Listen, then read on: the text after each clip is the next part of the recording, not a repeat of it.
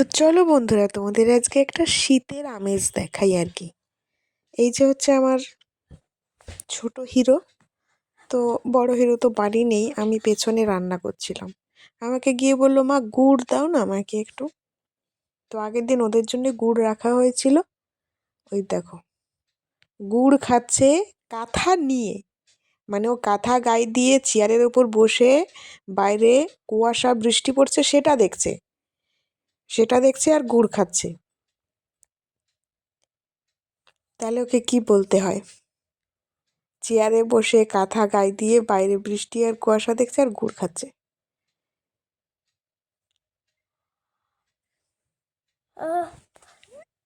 হলো রাজা।